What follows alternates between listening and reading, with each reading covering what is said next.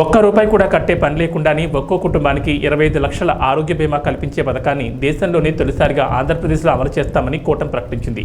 SC, ST, BC మైనార్టీలకు 50 ఏళ్లకే 4,000 పింఛను అందజేస్తామని, మత్స్యకారులకు వేట విరామ సమయంలో 20,000, ఆటో, టాక్సీ, లారీ, టిప్పర్ డ్రైవర్లకు 15,000 ఆర్థిక సహాయం చేస్తామని హామీ ఇచ్చింది.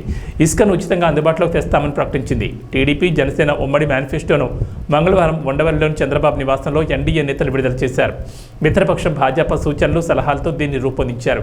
టీడీపీ అధినేత చంద్రబాబు, జనసేన అధ్యక్షుడు పవన్ కళ్యాణ్, భాజపా రాష్ట్ర ఎన్నికల సహా ఇన్ఛార్జ్ సిద్ధార్థనాథ్ సింగ్ ఈ కార్యక్రమంలో పాల్గొన్నారు. తెలుగుదేశం పార్టీకి, జనసేన పార్టీకి వారి యోగంలో వచ్చిన రిప్రజెంటేషన్స్, అలాగే జనవాణి కార్యక్రమంలో వచ్చిన వినతులు కానీ, ఆన్లైన్లో వచ్చిన సూచనలు కానీ, అందరికీ రెండు పార్టీలకు వచ్చిన సూచనలని క్రోడీకరించి ఈ మేనిఫెస్టో తయారు చేయడం జరిగింది. ముఖ్యంగా రాష్ట్ర ప్రజల నేటి అవసరాలను తీరుస్తూ రేపటి ఆకాంక్షలకు సాకారం చేసే ఈ మేనిఫెస్టోని కూటమి ప్రభుత్వం పరిశుభ్రంగా దీన్ని అమలు చేస్తుంది. ఆంధ్రప్రదేశ్ ప్రజల భవిష్యత్తు ఆల్మోస్ట్ కత్తి మొనపైన వేలాడుతూ ఉంది. ప్రపంచంలోనే అత్యంత శక్తివంతమైన తెలుగు జాతి నేడు ఆంధ్రప్రదేశ్ పరిస్థితిని చూసి తలదించుకుంటుంది. లూటీ కోసమే 13 లక్షల కోట్లు అప్పు చేసి రాష్ట్ర ఆర్థిక వ్యవస్థను దివాళా తీయించారు. గత 5 ఏళ్లుగా అన్ని రంగాల్లో రాష్ట్రం తిరోగామి దిశలో పయనిస్తున్నది. సమాజంలో ఎటు చూసినా అభద్రత, అశాంతి, హత్యలు, ఆత్మహత్యలు కనిపిస్తున్నాయి. ధరలు, పన్నులు, ఛార్జీలు, అప్పుల బాధుడితో ఒక్కో కుటుంబం పైన దాదాపు 8 లక్షల భారం మోపారు. 10 రూపాయలు ఇచ్చి 100 రూపాయలు కొట్టేస్తూ పొద్దున్నే పథకం కింద డబ్బులు ఇచ్చి సాయంత్రం సారా కింద పట్టుకెళ్ళిపోయే ఈ ప్రభుత్వం చేస్తూ ఉన్నారు. పట్టభద్రుల నిరుద్యోగంలో 24% దేశంలోనే ఏపీ మొదటి స్థానంలో ఉంది. రైతుల ఆత్మహత్యల్లో 3వ స్థానంలో, 18 ఏళ్లలోపు బాలికలపై జరుగుతున్న అత్యాచారాల్లో 2వ స్థానంలో ఉంది. పోలవరం నదుల అనుసంధానాన్ని గోదాట్లో ముంచేశారు. సంపద సృష్టి, ఉపాధి కల్పనా కేంద్రమైన ప్రజా రాజధాని అమరావతిని విధ్వంసం చేశారు.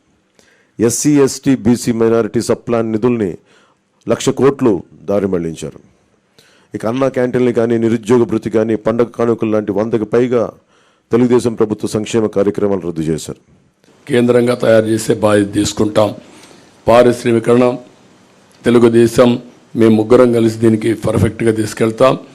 పర్యాటకానికి చాలా స్కోప్ ఉంది, ఉద్యోగాలు వస్తాయి.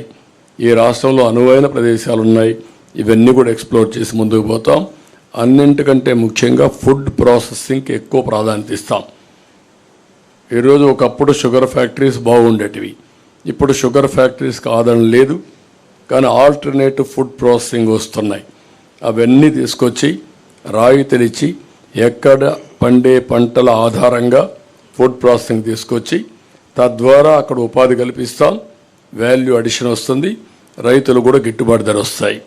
ఇది కాకుండా అతి ముఖ్యమైన విషయం దేవాలయాలు, బ్రాహ్మణుల సంక్షేమానికి కూడా మేము కట్టుబడి ఉన్నాం. ఇందులో మీరు చూస్తే హిందూ దేవాలయాలు, సత్రాల పరిరక్షణకు కూడా ఒక ఎండోమెంట్ బోర్డు ఏర్పాటు చేస్తాం. ముస్లిం ప్రాపర్టీస్కి ఎట్లయితే వర్క్ బోర్డ్స్ పెడుతున్నామో అక్కడ కూడా చాలా స్ట్రిక్ట్గా ఉంటాం. హిందూ ప్రాపర్టీస్ కూడా ఎవరంటే వాళ్ళు కబ్జా చేయడానికి వీలు లేదు. ఇవన్నీ తీసుకొస్తాం. అక్కడ కూడా మసీదులకు ఆర్థిక సహాయం కానీ ఇమాములకు ఇచ్చినట్టు ఇక్కడ కూడా మీరు ఒకసారి చూస్తే వార్షిక ఆదాయం 50,000 రూపాయలు ఉన్న ఆలయాల్లో పనిచేస్తున్న అర్చకులకి కనీస వేతనం 15,000 రూపాయలు పెంచుతున్నాం. ఇంకొక పక్కన 50,000 కంటే తక్కువ ఉంటే 10,000 రూపాయలు ఇవ్వాలని చెప్పి నిర్ణయించాం.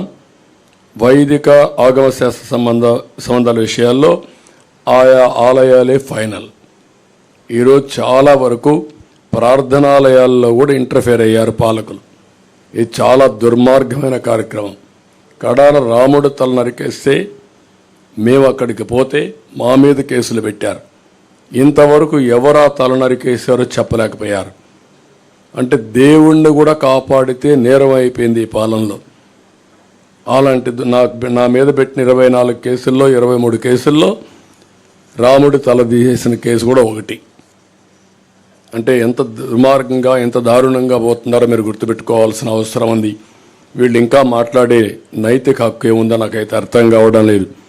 అదే మరి ఇంకొక పక్క బ్రాహ్మిన్స్ అందరికీ ప్రతి ఒక్క ట్రస్ట్లో ఒక మెంబర్గా పెడుతున్నాం.